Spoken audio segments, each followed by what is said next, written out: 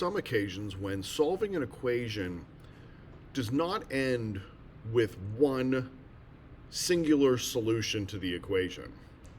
So in this video, we're going to look at a couple of examples and what happens in the course of the equation solving process that leaves us with an outcome that's not just our one solution. So in this example, we start off with three instances of the variable k. We have two on the left and one on the right. So we begin by combining the two on the left. The two on the left will subtract from each other and become 5/10 of k. And you can check my math on that.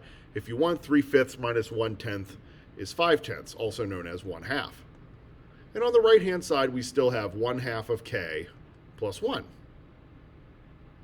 Our next step would be to get all of the instances of the variable onto one side of the equation. The quickest way to do that would be to subtract 1/2 of k from both sides. However, the problem with that is, once we do the subtraction on the left-hand side, we end up with 0, and when we do the subtraction on the right-hand side, we also end up with 0, leaving us with an equation that says that 0 equals 1. This is an absolutely false equation. This is not true. 0 does not equal 1. There is no number that I can choose to put in the place of k so that this, which is also 1/2 of k, is equal to the same thing plus 1. No number is equal to itself plus 1. So in this instance, we say that k has no solution. There's no number that we could substitute for k to make this equation true. It's not because the variable disappeared. It's because the variable disappeared and we were left with a false statement. Now let's look at a closely related situation with a slightly different twist at the end. So we're going to solve this just as we've solved any other equation. Let's distribute the left-hand side.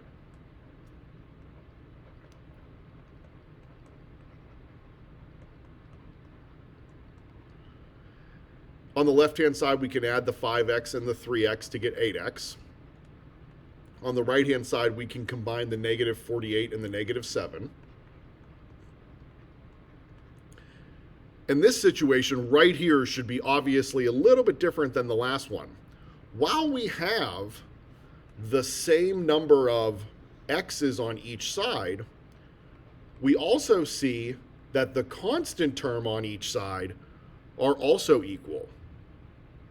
In this case, because this equation has two halves that are identical to each other, we're able to say that x can be any real number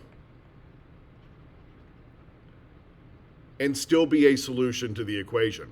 It doesn't matter what x is, because on the left-hand side, all of this boils down to multiplying the number by 8 and then subtracting 55, and the same thing is happening on this side.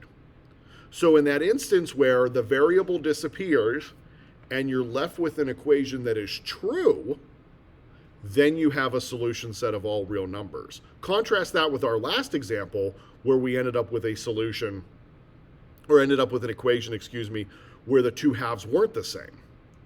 So that gives us three different possibilities when we're solving an equation. The vast majority of situations are what you saw up to this point.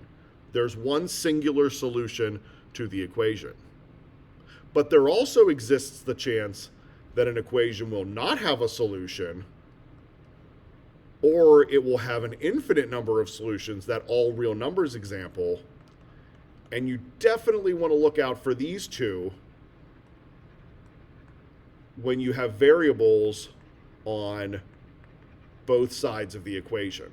That's what's going to allow the variable to drop off, and then you make that check. Do I have a left and a right that are identical to each other, or do I have a left and a right that are different?